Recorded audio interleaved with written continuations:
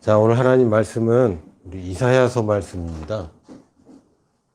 이사야서 1장 19절, 20절 딱 두 구절만 함께 나눠 보도록 하겠습니다.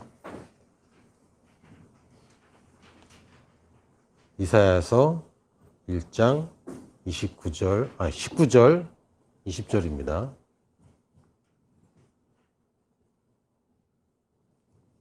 자, 함께 읽겠습니다. 시작. 너희가 즐겨 순종하면 땅의 아름다운 소산을 먹을 것이요 너희가 거절하며 배반하면 칼에 삼켜지리라.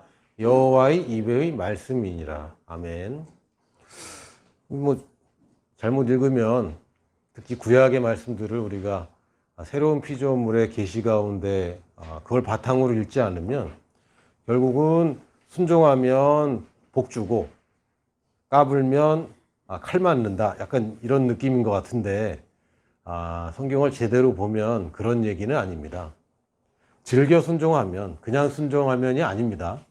즐거움으로, 기쁨으로 순종하면 땅의 아름다운 소산을 먹을 것이다. 이건 하나님의 약속입니다. 말 들으면 예뻐하고 말 안 들으면 혼내고 그런 얘기가 아닙니다. 하나님이 질서가 있습니다. 하나님이 지금도 어느 녀석이 울고 있는 애도 선물 안 주려고 이렇게 조사하고 죄를 짓나 안 짓나, 죄를 짓는 순간 후려치고 어떻게 하면 뭘 잘하고 있나, 잘하면은 복 주고 이런 분이 아닙니다. 하나님은 이미 모든 만물을 창조하셨고 창조의 질서를 창조하셨습니다. 말이 어려운데 질서를 창조하셨죠. 그래서 하나님의 창조는 지금도 하나님이 지구를 돌리고 있고 하나님이 지금 우주 만물을 움직이고 있고 모든 분자 구조와 모든 기후까지 하나님이 다 조종하고 있다. 그렇게 볼 수 없습니다. 예전에 우리 서커스 연말에 또 연초에 특히 설날 때 막 서커스 막 하고 그랬잖아요. 서커스 하면 막 접시 돌리기 있지 않습니까? 엄청 바쁘잖아요. 여기 돌리고 저기 돌리고 저기 돌리고 계속 와서 돌리고 하나님이 그런 식으로 모든 만물을 돌리고 계신 게 아니죠.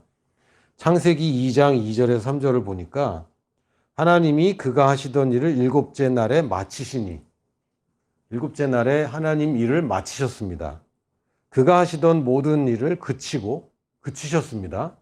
일곱째 날에 안식하시니라. 하나님이 그 일곱째 날을 복되게 하사 거룩하게 하셨으니 이는 하나님이 그 창조하시며 만드시던 모든 일을 마치시고 그날에 안식하셨습니다. 아니 마쳤다, 그쳤다, 마쳤다 이 얘기를 계속 반복적으로 하고 있어요. 성경에 여러분이 특히 구약을 보실 때 신약도 마찬가지지만 이 문자가 반복된다는 것은 굉장히 이례적인 얘기입니다. 왜냐하면 그 당시 종이가 없었고 굉장히 비쌌고 이걸 다 손으로 베껴야 됐고 이걸 다 외워야 됐습니다. 근데 짧게 그냥 하나님이 다 마쳤다라고 하면 되는데 마쳤고 그쳤고 마쳤다라고 얘기할 필요가 사실상 없어요. 그런데도 이렇게 반복적으로 얘기하고 있다는 얘기는 한 구절 안에서 반복하고 있다 그러면 여러분은 알아차려야 됩니다. 이거 중요하다는 얘기구나. 기록할 필요가 없는데 그걸 굳이 반복적으로 기록하고 있는 것은 하나님이 일을 마쳤다는 것입니다. 그리고 나서 다음날 출근하셨냐? 그렇지 않습니다. 하나님은 질서를 창조하셨고 그리고 마치셨습니다. 그리고 이제 경영은 누가 합니까? 하나님의 아들들이 하는 것입니다. 하나님이 경영하는 것이 아닙니다. 하나님의 아들들이 경영하는 것입니다. 이거를 이제 잘 이해해야 됩니다. 요새 주식 열풍인데요. 회사의 주인은 누굽니까? 주주죠. 주주가 경영하진 않아요. 그렇죠? 경영은 경영자가 합니다. 경영자가 주주와 동시에 할 수도 있습니다. 대부분 이제 한국 재벌들은 경영자가 최대 주주이기도 합니다. 그런데 하나님 나라의 질서에서는 이게 완전 분리되어 있습니다. 주주는 누굽니까? 주님이시죠. 그래서 주님입니다. 주님이 모든 것을 소유하셨고 그것을 다스리고 경영하는 것은 누굽니까? 사람입니다. 그리고 지금도 하나님이 일할 수 있느냐? 일할 수 있습니다. 누가 요청할 때 경영자가 요청할 때 주주들이 중요한 결정을 하기도 하고 이 경영자에게 권세를 주기도 하고 큰 결정들을 주주 회의를 통해서 결정합니다. 그렇죠? 경영자는 위임된 권한 안에서 다스립니다. 하나님이 사람에게 만물을 다스릴 권세를 주셨습니다. 아담에게 주셨습니다. 창세기 1장 27절 28절에 보니까 하나님이 자기 형상 곧 하나님의 형상대로, 또 반복되죠. 여기도 하나님의 형상이면 하나님의 형상인데 뭘 또 자기 형상이라고 또 얘기를 해. 중요하니까. 사람을 창조하실 때 하나님의 형상으로 창조했다는 얘기는 영이란 얘기고, 즉 이 창조된 사람, 히브리 말로 아담입니다. 사람은 아담입니다. 아담은 이름이 사실은 사람이란 뜻이에요. 이 아담은 하나님의 형상대로 창조된 곧 하나님의 아들로 창조되었습니다. 남자와 여자를 창조하시고 하나님이 그들에게 복을 주시며 하나님이 그들에게 이르시되 생육하고 번성하여 땅이 충만하라. 땅을 정복하라. 바다의 물고기와 하늘의 새와 땅에 움직이는 모든 생물을 다스리라 하시니라. 이제 하나님이 간섭할 필요가 있습니까? 없습니까? 없습니다. 사람이 다스리면 되는 것이고, 사람은 이것을 다스릴 수 있는 모든 잠재력과 모든 축복과 모든 능력을 이미 다 받았습니다. 근데 문제가 어디서 생겼냐면, 이 아담이 사탄에게 굴복하고 사탄에게 속아서 모든 권리를 사탄에게 팔아버렸을 때에 이 모든 문제가 시작되었습니다. 그러나 여전히 하나님이 직접 이 땅에서 일할 수가 없습니다. 왜요? 이미 넘겨졌기 때문에. 그래서 사람을 통해서 혹은 사람의 요청에 의해서만 하나님이 이 땅에 개입하게 됩니다. 원래는 하나님의 창조 계획은 아담을 장성한 사람으로부터 시작하는 겁니다. 한번 상상해 보세요. 아담을 창조했을 때 주민등록상 나이는 이제 막 1살인 거죠. 한국 나이로. 미국 나이로는 0세입니다. 육체적인 나이로는 몇 살이었을까요? 아담이 창조됐는데 하나님이 딱 만드셨는데 갓난아기로 만드셨을 것 같지는 않은데, 그렇죠? 그러면 하나님이 위임할 수가 없는 거예요. 하나님이 창조했는데 분명히 겉보기에도, 그리고 만약에 탄소 동위원소법으로 만약에 그 신체 나이를 측정해도 0세로 나오지는 않을 겁니다. 몇 살짜리로 나올까요? 예? 뭐 적어도 10살도 아닐 것 같은데 한 20살 이상은 되지 않겠는가. 그리고 그때는 노화라는 개념이 없으니까, 지금은 이제 20대 넘어가면 이제 꺾이잖아요. 근데 30살일 수도 있고 잘 모르겠지만 어쨌든 어린이는 아닙니다. 적어도 청소년도 아닙니다. 성인인 것이죠. 그래서 아담의 예로 봐도 지금 과학자들이 지구 나이 측정하고 그러는데, 우리가 측정할 때는 몇십억 대개 측정 나올 수 있어요. 그러나 실제 나이는 얼마 안 될 수 있는 겁니다. 하나님이 아담을 바로 방금 전에 만드셨지만 우리가 측정해 보면 20대가 나올 수 있는 것처럼 똑같은 구조입니다. 그게 주제는 아니고, 하나님이 아담을 어른으로 만들었다는 얘기는 하나님이 처음부터 끝까지 인간의 삶을 돌보겠다는 얘기입니까? 아니면 맡기겠다는 얘기입니까? 맡기겠다는 겁니다. 맡기겠다는 겁니다. 처음부터 위임한다는 얘기고, 그걸 충분히 맡을 수 있다는 얘기인데, 문제는 뭐냐면 그가 배신했다는 것이 문제고요. 그래서 이 빼앗긴 권세를 찾아오는데 하나님이 직접 한 것이 아니라 다시 이 땅에 임한 하나님의 아들을 통해서 한 것입니다. 그분이 예수님입니다. 지금도 우리는 예수님의 이름으로 이 땅을 다스리는 것이지 하나님의 이름으로 다스리는 것이 아닙니다. 만물이 하나님의 영광을 보고 싶어 한다고 표현되어 있지만, 사실 나타나는 것은 하나님의 장성한 아들들이 나타나는 것을 기다리지 하나님이 나타나는 것은 기다릴 수가 없는 것입니다. 왜요? 장성한 아들이 나타나야 그곳에 하나님의 임재가 세상을 침투하고 영향을 미칠 수 있습니다. 하나님은 딱 한 가지, 아들과 교제하는 것, 아들과 하나 되어 있는 것, 다시 얘기하면 아들과 화평의 관계 가운데 있는 것 외에는 지금 일하시지 않습니다. 근데 문제는 뭐냐면 우리가 어리기 때문에 하나님의 도우심을 계속 구하고 있는 것인데, 실제로는 이제 우리가 일할 생각을 해야 되는 것이고, 우리가 책임질 생각을 해야 되는 것이고, 우리가 다스릴 생각을 해야 됩니다. 순종한다는 얘기는 하나님의 말씀을 신뢰해서 내가 이것을 취한다고 표현해야지, 내가 하나님 말 잘 들으면 하나님이 나한테 복 주죠. 이건 어린 아이들의 행태입니다. 물론 아이들이 어릴수록 엄마 아빠의 휴일은 없죠. 휴일하고 집에 있지만 더 괴로울 수도 있습니다. 차라리 출근하면 좋을 수도 있어요. 왜냐하면 어리기 때문에 다 맡기질 못할 수도 있습니다. 또 도움을 받습니다.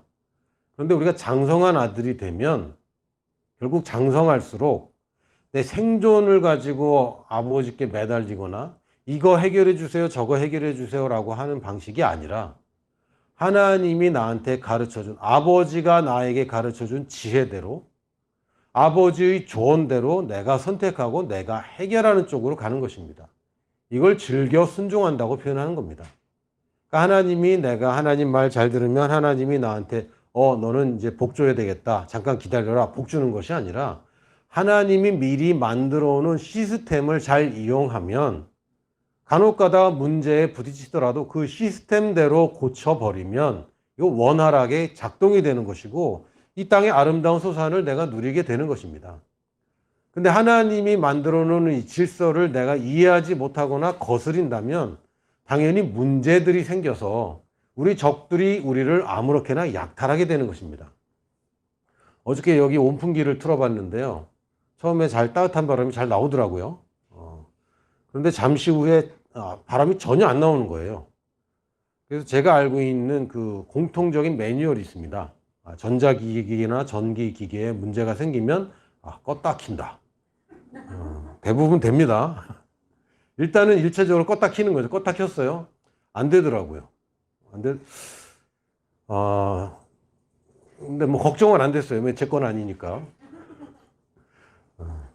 어쨌든 추웠죠. 날씨가 추운데도 온풍기가 안 틀어져서 고민을 했는데, 가만 보니까 여기 그 온풍기 아예 앞에다 써놨더라고요.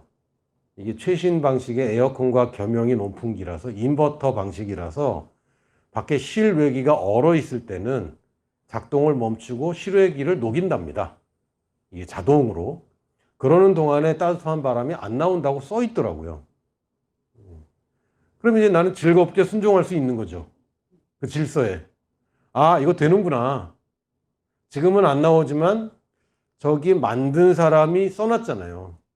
이거 지금 실외기 녹이느라고 지금 눈이 많이 왔고, 실외기에 눈이 들어갔든지 얼었고, 그러면 작동이 안 되니까 인내해라. 기쁨으로 인내해라. 그러면 되겠지라고 기다리는 겁니다. 그런데도 계속 껐다 켰다 전화하고 그러는 거 아니에요. 여러분이 갖고 있는 대부분의 기계들 다 설명서가 있습니다. 저도 라오스의 선교지에 있을 때 나름 공대생이기 때문에, 공대생 출신이라 선교사님들 인터넷 전화 연결해 주러 다녔고 컴퓨터 고쳐주러 다녔습니다. 가끔 전화 와요. 그러면 제가 바로 가서, 오토바이 타고 바로 가서 제가 AS를 해드렸는데, 한 번은 학교에 인터넷이 안 된다고. 그래서 제가 한 30분을 오토바이를 타고 갔습니다. 갔더니 랜선이 빠져 있더라고요. 그래서 꽂아주고 왔습니다. 가서 인사하고 어디요? 보니까 랜선 빠져서 꽂아주고 안녕히 계세요. 그러고 나왔습니다. 그런 거에 매뉴얼이 다 있어요. 인터넷이 안 될 때는 이거 확인해 보세요, 저거 확인해 보세요. 매뉴얼이 다 있습니다. 근데 이제 왜 안 오냐고 막 이러는 거죠. 왜 안 오냐고, 왜 안 되냐고 자꾸 하나님을 붙잡고, 하나님 왜 안 되죠? 왜 이렇죠? 라고 얘기하고, 그렇게 하면 안 될 것 같은데요? 이렇게 하다가는 큰일 나는데요? 라고 훈수를 두는 겁니다. 굉장히 황당한 AS가 굉장히 많이 있습니다. 해보면 굉장히 많이 있고, 저도 그런 실수를 저지르기도 했습니다. 그 택배 기사님들께 실수를 가끔 합니다. 옆집에서 가져갔는데 안 왔다고. 그런 경우도 있고요. 옆집에 확인했는데 분명히 없다고 그랬는데 다시 확인했더니 또 있대. 뭐 이런 경우도 제 책임은 아니지만 뭐 그런 경우도 있습니다. 매뉴얼에 따르면 이상이 생길 때 이렇게 하면 됩니다라고 되어 있습니다. 그리고 사용법을 우리가 잘 알면 대부분 고장나지 않습니다. 그렇죠? 그렇게 고장나지 않습니다. 문제가 안 생기는 게 정상입니다. 이 땅에 아름다운 소산을 먹게 되어 있습니다.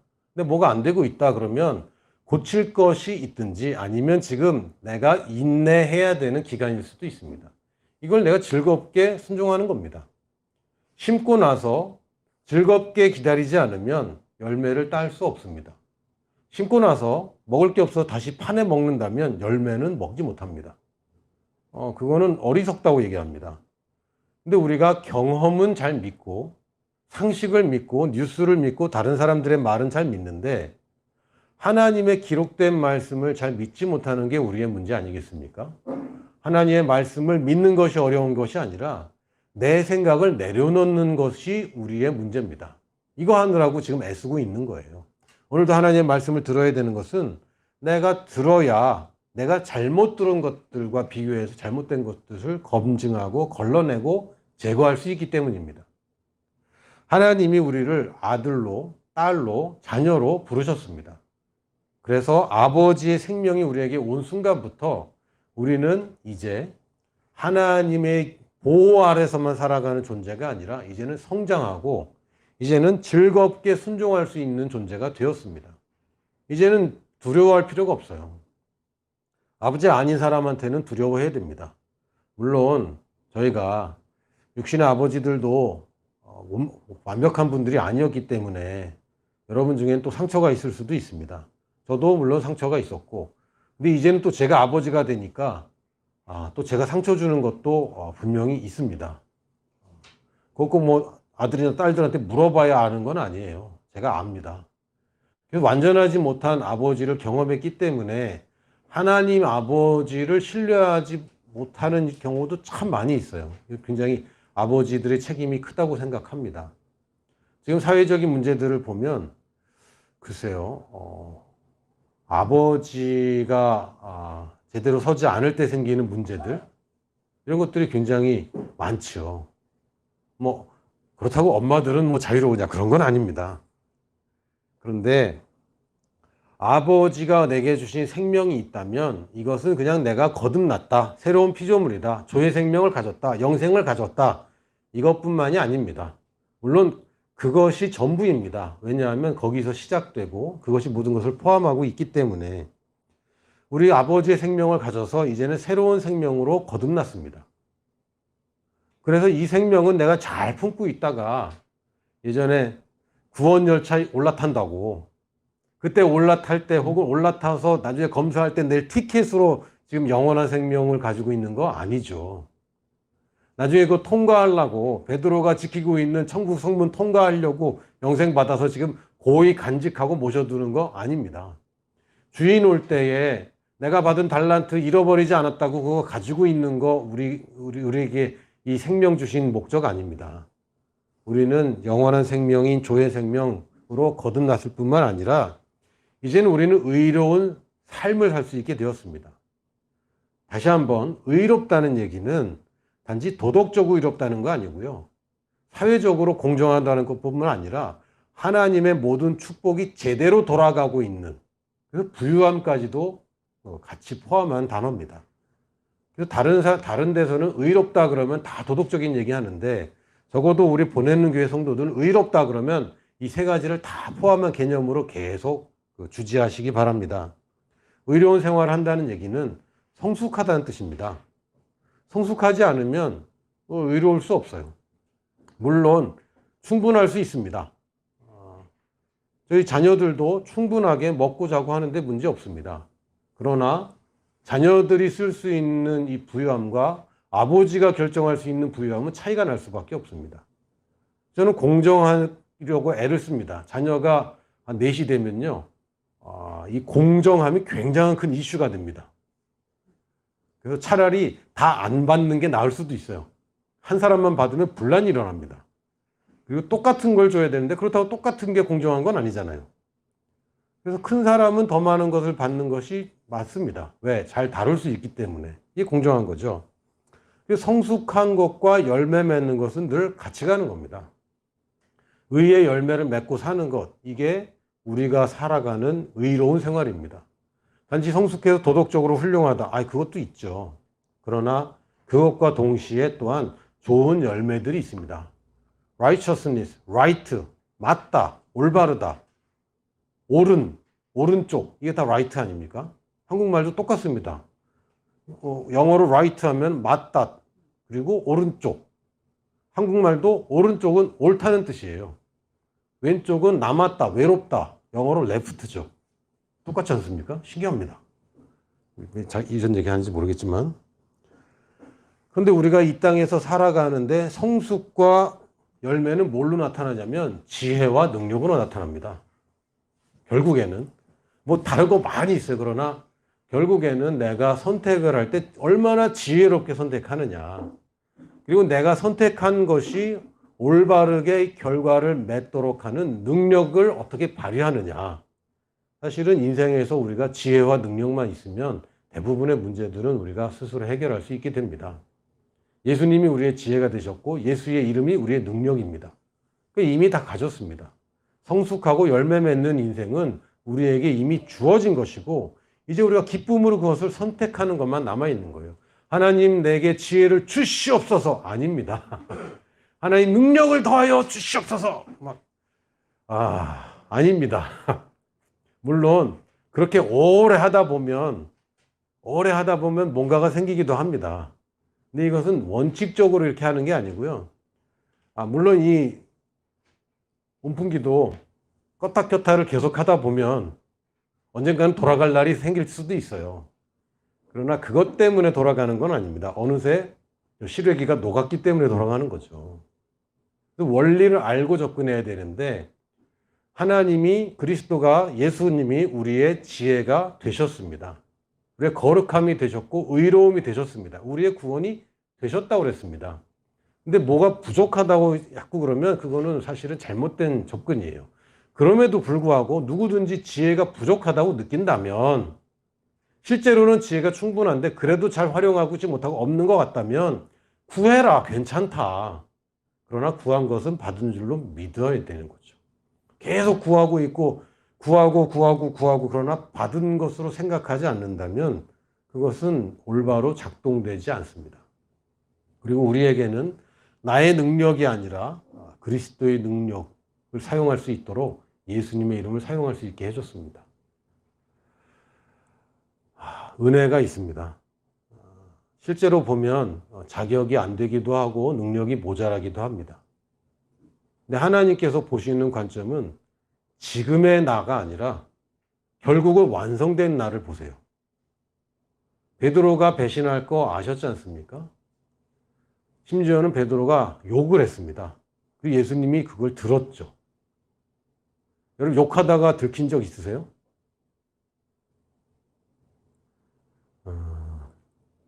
굉장히 민망할 겁니다. 제가 뭐 욕하다가 그 사람한테 들킨 적은 없고, 어떤 선교사님들 모이는 집회에서 밖에 나와서 집사람하고 얘기하다가 그 선교사님이 저보다 나이가 좀 어렸거든요. 그래서 그 이름을 부르면서 뭐 욕은 아니고 누구 선교사님이 아니라 누구가 이랬다고 이렇게 얘기하는데 그분이 이렇게 저기 있더라고요. 뭐 과한 건 아니고 나보다 나이도 어리니까, 그리고 내 선배이기도 하니까 그런데도 어찌나 민망하든지 그러고 나서 그냥 사과를 하기도 뭐하고 좀 애매하더라고요. 근데 베드로는 자기가 주님을 배신하면서 욕까지 했습니다. 그거 안 해도 되는데 사실 욕을 했는데 예수님과 그리고 나서 눈이 마주친 거죠. 예수님 아셨습니다. 아셨는데 뭐라고 했으면 너는 베드로다. 내가 이 반석 위에 내 교회를 세우리니 음부의 권세가 이기지 못한다. 음부의 권세가 이기는 것 같았는데 예수님을 욕했는데 적어도 우리는 예수님 욕 안 했잖아요. 혹시 하셨습니까? 쌍욕은 안 했잖아요. 이럴 수 있냐 원망은 했지만 욕은 안 했죠. 베드로는 욕했습니다. 그런데 예수님은 그 당시의 모습이 아니라 나중 모습을 그걸 가지고 계셨어요. 하나님이 우리에게 성숙하면 당연히 이루어질 그런 그림을 가지고 계십니다. 제가 어릴 때부터 사실은 거의 뭐 20대 중반 후반까지 제가 이런 일을 하게 될 거라고는 생각도 못했습니다. 제 인생의 가장 숭고한 목표는 40세에 장로가 되는 게 제 꿈이었어요. 다른 게 아니라 그냥 교회에서 성도로 인정받고 존경받고 성숙한 그리스도인이 되는 게 제 꿈이었습니다. 저는 제가 목사가 될 그 자질은 전혀 없다고 생각했어요. 사람들 앞에서 뭘 가르치는 것도 잘 하지 못했고, 말 주변도 그렇게 좋은 편이 아니었고, 일단 제가 열등감이 좀 많아서 사람들 앞에 나서는 것도 별로 좋아하지도 않았습니다. 그리고 뭐 내가 똑바로 살아야 되는데 똑바로 살지도 못하면서 무슨 목사냐고 이제 이미 그건 다 지워놓고 있었어요. 그리고 실제로 뭐 목사 안수 받은 그날부터 목사로 잘 사는 것도 아닌 것 같습니다. 지금도 부족한 부분이 많이 있습니다. 제가 공개를 안 할 뿐입니다. 제 아내가 잘 알죠. 저만큼은 모르지만 잘 압니다. 제가 얼마나 형편없는지는 제가 잘 알고 제 아내도 잘 압니다. 그리고 제 아내가 굉장히 제가 많이 실망시켰죠. 근데 하나님께서는 그때의 그걸 보고 저를 부르신 건 아니더라고요. 지금 좀 나아졌냐? 좀 나아진 것 같긴 합니다. 더 나아져야 되냐? 아직 많이 남았어요. 그러나 우리에게는 성숙할 수 있는 모든 것을 가지고 있습니다. 이제 우리의 선택에 남아있을 뿐이에요. 여러분이 이제는 성숙하기로 결단하는 겁니다. 작년에 내가 했던 반응들 이제는 안 하기로 결정하는 겁니다. 이게 즐거이 순종하는 겁니다. 이게. 하나님이 벌 줄 수도 있으니까, 아니면 문제가 생기니까, 내가 이걸 벗어나야 되니까 내가 지금 억지로 순종하는 게 아니라, 내가 성숙했을 때 이 아름다운 모습을 바라보고 맺은 열매들을 바라보니까 내가 즐거이 순종할 수 있게 되어 있고, 그런 사람들은 좋은 열매들을 맺을 수밖에 없습니다. 그리고 아버지의 생명은 나로 하여금 또 다른 생명을 낳을 수 있게 해줍니다. 내가 영혼을 구원하고 그냥 전도하고 그것뿐만 아니라 또한 이 사람에게 또 아들을 낳을 수 있도록 제자를 삼을 수 있습니다. 이게 우리가 가진 생명입니다. 첫 번째, 나를 변화시키고, 두 번째, 나의 삶을 변화시키고, 또한 내가 다른 생명을 낳을 수 있게 해주는 것이 바로 생명입니다. 이제 우리가 하나님 난 못해요. 하나님 나를 할 수 있게 해 주시옵소서. 이거는 이제 우리의 반응이 아닙니다. 이제 우리의 선택만 남아 있는데, 첫 번째 가장 중요한 선택은 아버지를 신뢰하기로 선택하는 거예요. 좀 불안할 수 있어요. 그리고 다른 사람들이 그렇게 안 하는 사람들이 주위에 훨씬 많습니다. 그럼에도 불구하고 아버지를 신뢰하기로 하는 겁니다.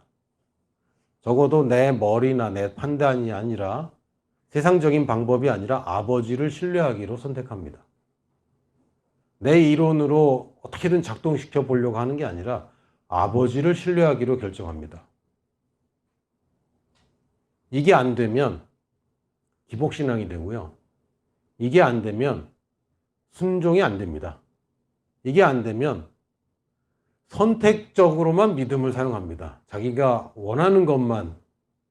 그래서 어떤 거는 순종하고 어떤 건 순종 안 하죠. 어떤 말씀을 받아들이고 어떤 말씀을 받아들이지 않죠.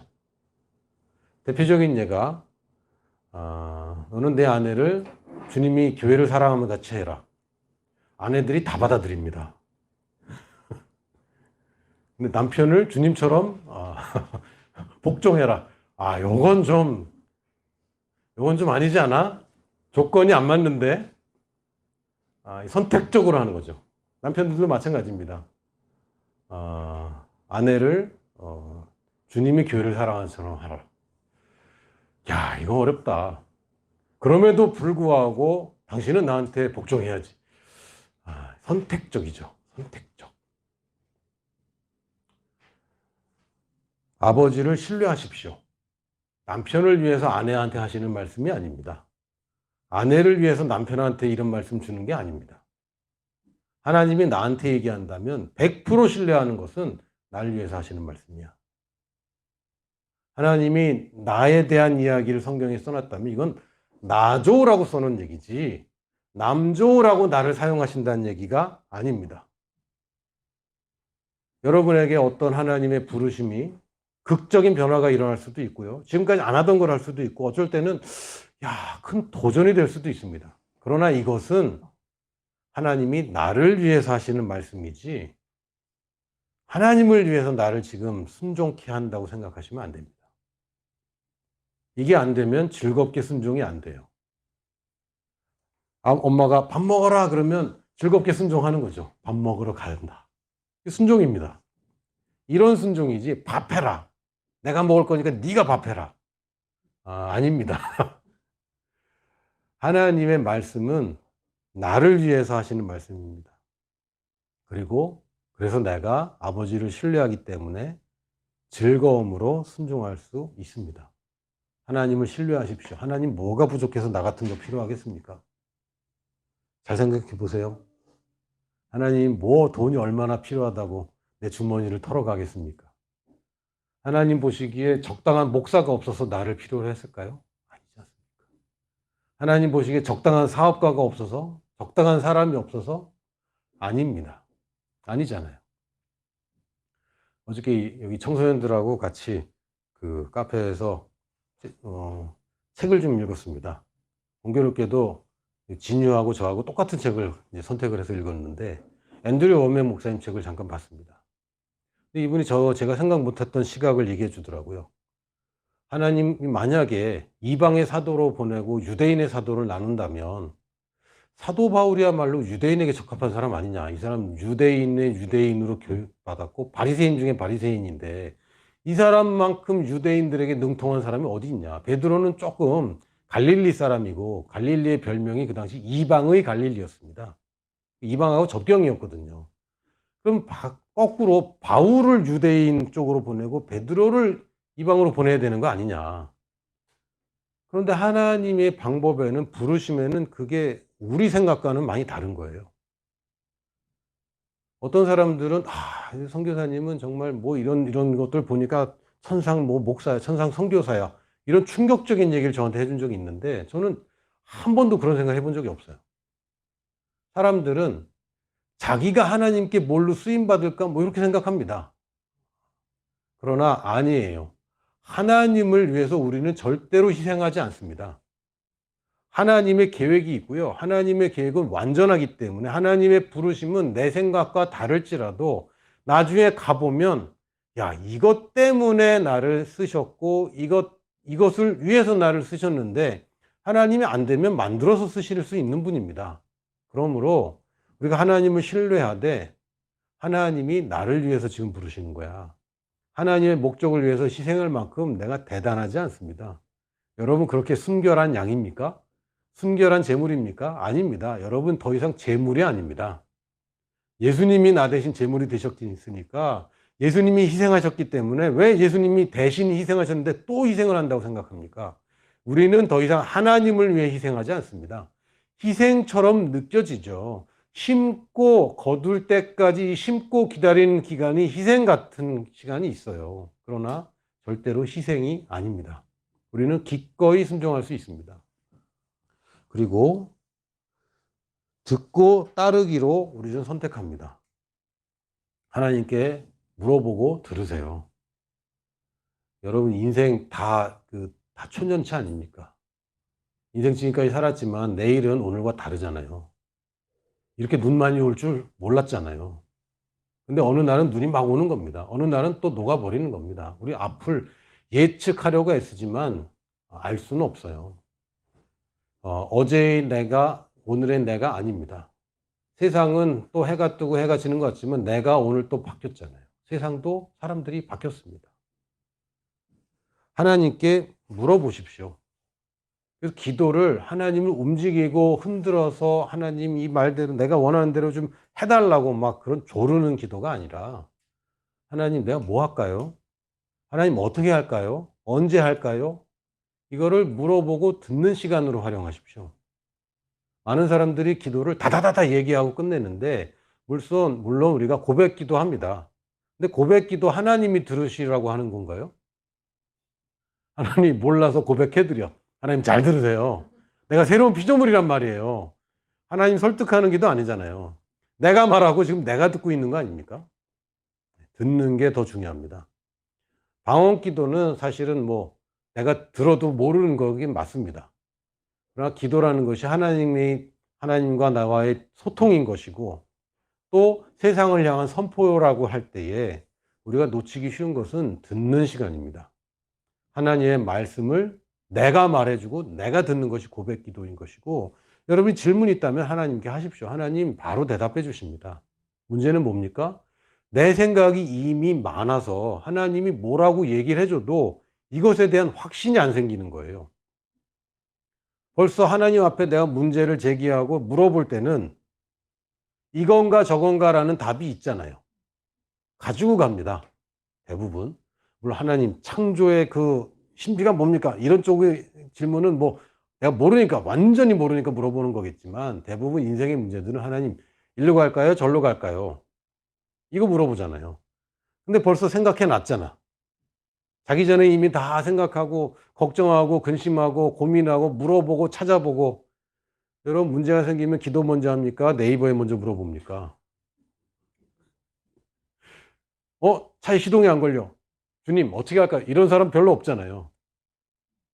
보험사 전화하고 오빠한테 전화하고 남편한테 전화하고 그게 우리는 더 익숙하단 말이에요. 그런데 우리가 정말 물어보면 하나님 대답해 줍니다. 하나님 은퇴하셨다면서요. 하나님 이제 안식하신다면서요. 그래도 아들이 물어보는데 대답 안 해주는 아버지가 어디 있어요. 아버지가 경영일선에서 물러났을 뿐이지 경영자가 주인한테 찾아가서 가르쳐 달라는데 누가 안 가르쳐 줍니까? 아들이 물어보면 아버지가 아는 한 바로 대답해 줍니다. 근데 그게 맞는지 아닌지 아들이 계속 고민하는 거예요. 이거 하는데 시간이 걸리지 아버지가 대답하도록 만드는데 시간은 걸리지 않습니다. 내가 그것을 분별하는 시간이 걸려요. 그래서 뭐 30일 동안 기도했더니 응답 받았다 뭐 이런 얘기 하시는데 그거는 결론적으로는 뭐 그렇게 해석될 여지가 있지만 원칙은 뭐냐면 그 30일 동안 내가 내려놓는 거예요. 그래서 하나님의 응답을 내가 결국은 분별해내는 것입니다. 드러내는 게 아니라 분별하는 데 시간이 걸리죠. 나는 함께하기를 선택하는 것입니다. 여기서 함께한다는 얘기는 아버지랑 함께한다는 걸까요? 아니면 사람들끼리 함께한다는 걸까요? 정답은 둘 다겠죠. 주님께서 뭐라냐면 아버지와 내가 하나이듯이 나와 그들이 하나이 되고 그들끼리 하나 되는 것을 얘기하셨어요. 그래서 이 교회라는 원리를 잘 모르면 굉장히 고통받습니다. 하나님께서는 교회를 통해서 이 땅을 다스리기를 원하세요. 개인을 통해서가 아닙니다. 교회를 통해서입니다. 개인 사업자들 계시지만 굉장히 사실은 개인 사업자들이 실제는 개인이 아니에요. 뭐냐면 나라의 국민으로 사업을 하는 거예요. 진짜 개인이 독립이라면 세금을 안 내겠죠. 그럼 세금을 냅니다. 그래서 지금 현재 개인 사업자들은 국가에 소속된 국민의 사업자인 것이지 개인이 아닙니다. 진짜 개별적인 사람들이라면 난민들이에요. 이 사람은 거기 국적도 없죠. 아무런 보호도 없고 세금도 안 내고 혜택도 없는 사람들인데 하나님은 어느 누구도 그런 식으로 일하기를 원치 않습니다. 어떻게 하냐고요? 처음부터 아담부터 짝을 지어줬잖아요. 혼자서 일하는 것은 하나님 뜻이 아닙니다. 함께 가는 것입니다. 그래서 함께 가면 더 잘할 수 있어요. 이거를 근데 함께 하려면 조금 내가 내어줄 게 있어야 되는 걸 여러분 아시잖아요. 교회가 나한테 딱 맞지는 않아. 어느 사람도 그렇습니다. 부부도 딱 맞지는 않아요. 그리고 자녀도 나한테 딱 맞지도 않아. 나한테 정말 나와 똑같은 사람은 아무도 없어요. 그렇기 때문에 우리가 함께 하는 데에 있어서는 뭔가 내 결정이 필요하고 선택이 필요합니다. 그냥 자연스럽게 함께 있는 게 너무 좋아. 그런 시기도 있을 수 있어요. 그러나 그것만 있지는 않습니다. 당연히 갈등도 있을 수 있고 부딪히는 것도 있을 수 있고 내가 전적으로 동의는 안 되는 일도 분명히 생깁니다. 그럼에도 불구하고 함께 하기로 내가 선택하는 것입니다. 그리고 가장 좋은 것을 취하기로 선택하는 거예요. 쉬운 것을 선택하는 것이 아니라 가장 좋은 것입니다. 빨리 되는 것이 아니라 가장 좋은 것입니다. 그냥 남들 보기 좋은 것을 선택하는 것이 아니라 가장 좋은 것을 선택하는 겁니다. 이걸 여러분 선택하셔야 돼요. 그럼 기준은 뭡니까? 하나님이 오직 나만을 향한 부르심이죠. 다른 누구도 대체할 수 없는 부르심을 선택하는 겁니다. 이래서 이게 좁은 길일 수밖에 없어요. 왜냐하면 대체할 사람이 없어요. 그러니까 내 길은 나밖에 없습니다. 가보면 이 길을 걷는 사람이 나밖에, 비슷한 길을 가는 사람이 있을 수 있지만 하나님이 나를 만드셨다는 얘기는 나를 향한 오직 나만이 이룰 수 있는 계획이 있는 것이고 그 길을 가면 외로울 수 있습니다. 근데 이 최고는 이 길이에요. 왜? 나를 만드신 분이 나를 위해서 만든 길이기 때문에 그것이 최고입니다. 근데 좀 외롭죠? 사람들이 어떻게 합니까? 쉬운 길인 것 같은 거, 보편적인 것 같은 거, 또는 많은 사람들이 가는 대로 갑니다. 그럼 일단 최고는 없는 거예요. 최고의 길은 놓치는 겁니다. 최고로 좋은 것이 있습니다. 그것이 여러분의 계획과 다를 수 있고요. 다른 게 더 좋은 거 아닙니까?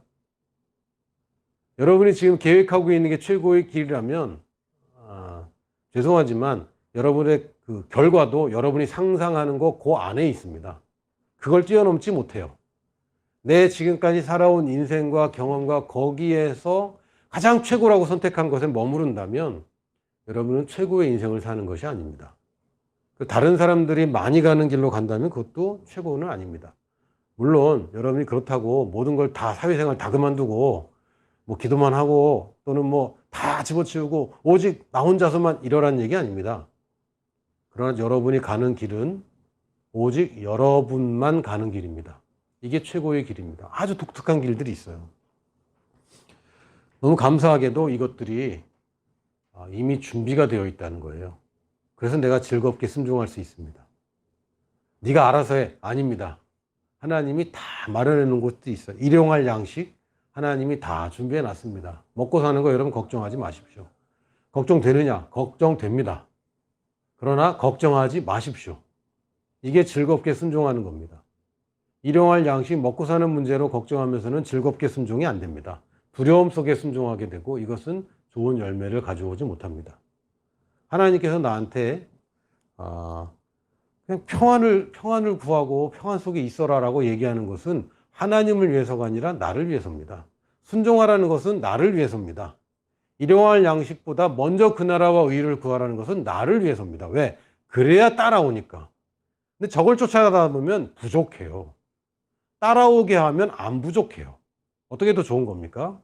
일용할 양식에 대해서는 이미 준비되어 있음을 여러분이 믿고 그걸 더 이상 흔들리면 안 됩니다. 때를 따라 돕는 손길들이 준비되어 있습니다. 여러분들이 지금 하나님으로 받은 비전이 있다면 지금 그림이 다 그려진다는 건 말이 안 됩니다.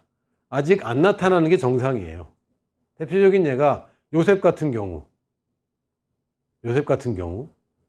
요셉은 최종 그림 하나만 딱 봤습니다.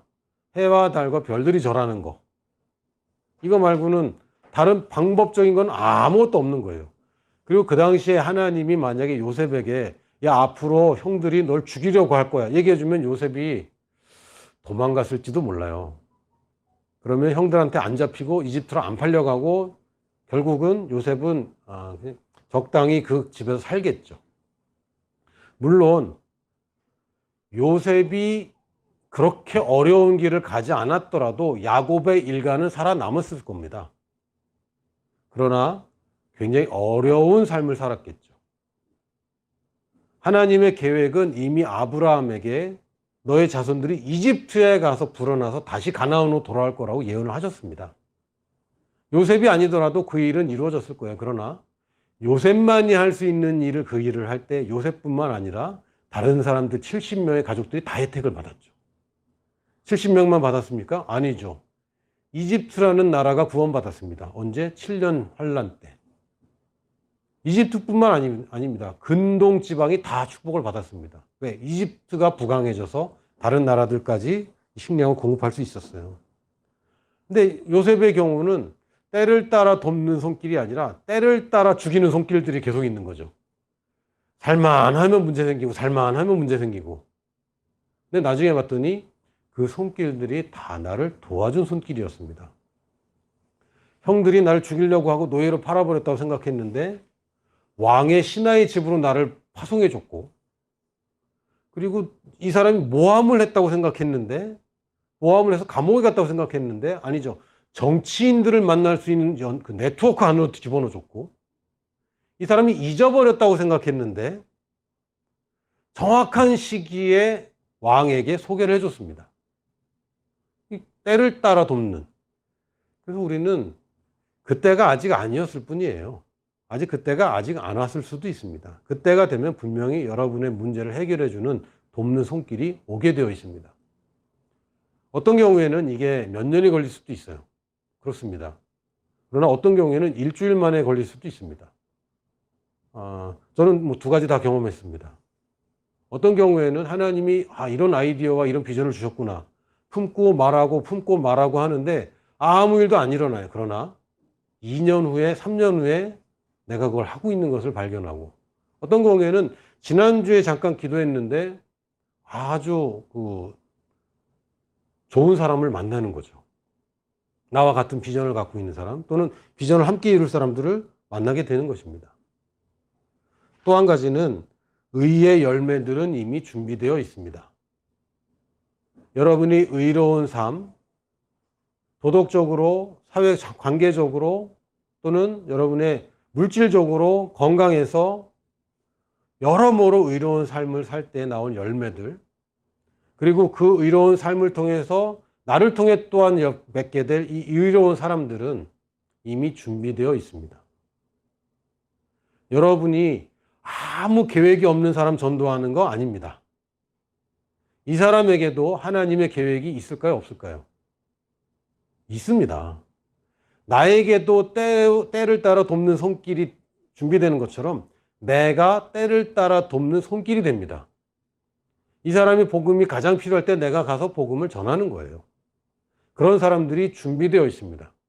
하나님이 여러분을 누군가에게 보내신다면 뭐가 있으니까 보내는 거죠. 빌립에게 광야로 가라 그러면 이건 말이 안 되는 거예요. 왜? 광야에 사람이 없는데. 근데 갔는데 사람이 있든가요? 없든가요? 있었죠. 에디오피아 내시가 마침 거기 있었습니다. 준비가 되어 있는 사람이 있기 때문에 하나님이 보내시는 것이고, 이미 의의 열매들은 이미 준비되고 있습니다. 그리고 마지막으로 최고의 길은 준비되어 있습니다. 여러분이 여러분 계획으로 개척해내고 창의적인 아이디어로 여러분의 최고의 부르심을 만들어가는 것 아닙니다. 창조는 하나님의 영역인 것이고, 우리는 발견하고 즐겁게 순종함으로 그 열매를 따는 것입니다. 여러분에게 최고의 인생이 있습니다. 물론 많이 놓쳤을 수도 있어요. 누가 장담하겠습니까? 누가 장담하기를 나는 태어나면서부터 지금까지 최고의 부르심만 붙잡고 최고의 선택만 하고 한 번도 벗어난 적이 없다. 그럴 수는 없습니다. 그러나 사도 바울도 내가 지나간 것은 나는 쳐다보지도 않아. 내가 지나간 걸 쳐다보면 내가 지금 여기서 최고의 부르심을 이루는데 방해만 되지, 나는 절대 그건 돌아보지 않는다. 돌아보지는 마십시오. 왜요? 지금 최고의 부르심이 있는데 내가 뭘 돌아보고 있어. 내 자격이나 지금까지 내가 한 것을 보면 내가 최고의 부르심을 못 이룰 것 같지만, 여러분, 최고의 부르심을 이루는 데는 과정이 여러 개가 있습니다. 물론 하나님이 가장 좋은 과정을 준비하셨지만 내가 그걸 맨날 잘못했잖아요. 그래도 최고의 부르심에 도달할 수 있습니다. 내비게이션을 딱 키면, 내비게이션이 찍으면 최고의 부르심으로 무조건 인도해 줍니다. 과정은 내가 많이 돌아갈 수도 있고 어려운 길로 갈 수도 있고 막히는 길로 갈 수도 있지만 최고의 부르심은 여전히 존재하는 것이고 여기에 여러분은 이미 준비되어 있습니다. 그것을 내가 선택하는 것입니다. 대표적인 예가 삼손이라는 사람이 있었어요. 이 사람의 부르심은 뭐였습니까? 그 이스라엘 백성을 주변 민족에게서 보호하고 지키고 이 사람들을 보호하는 것이었어요. 리더로 불렀습니다. 망쳤나요? 망쳤죠. 언제까지? 죽을 때까지 망쳤습니다. 근데 죽을 때에 다 이루고 죽었죠. 죽을 때에 이 나라를 쑥대밭으로 만들고 죽었습니다. 적의 나라를 쑥대밭으로 만들었어요. 우리가 선택하는 것은 최고의 부르심을 최고의 과정으로 가는 거에 가장 좋습니다. 그러나 최고의 과정은 많이 어그러졌을지라도 여전히 여러분에게 최고의 부르심은 아직 있습니다. 그게 없다면, 그럴 가능성이 없다면 여러분은 그냥 죽어가는 거잖아요. 내가 지금 하나님을 나의 주인을 위해서 내가 할 수 있는 경영이 없다면, 맺을 열매들이 없다면, 내가 이 땅에 의미가 없다면 사는 게 아니라 이건 죽어가는 겁니다. 어린이들도 죽어갈 수 있어요. 목적이 없으면 그냥 하루하루 늙어가고 죽어가는 겁니다. 나이가 많아도 더 상정할 수 있고 더 일할 수 있고 더 하나님의 부르심을 이룰 수 있습니다. 근데 그 부르심은 하나님을 위해서 희생하는 것이 아니라 나를 위해서 하는 것이고, 오직 그렇다고 이기적으로 나만 이건 아니에요. 그러나 가장 큰 혜택을 받는 사람은 결국 나이기 때문에 하나님을 신뢰하고 즐겁게 순종할 수 있습니다. 여러분 각오가 되셨습니까? 네. 즐겁게 순종할 각오가 되셨습니까? 네. 여러분이 올 한 해 시간과 장소를 꼭 구별하시길 바랍니다. 시간과 장소를 꼭 구별하십시오. 의자를 사시든 양탄자를 사시든 어떻게 해서라도 내가 있는 환경 가운데 시간과 공간을 꼭 구별하셔서 올 한 해 동안은 내가 하루를 그냥 시작하지 않고 하루를 그냥 끝내지 않고 하나님이 계획한 것대로 즐겁게 순종하면서 올 한 해를 지내가고 마무리할 수 있기를 예수님의 이름으로 축복합니다. 아멘.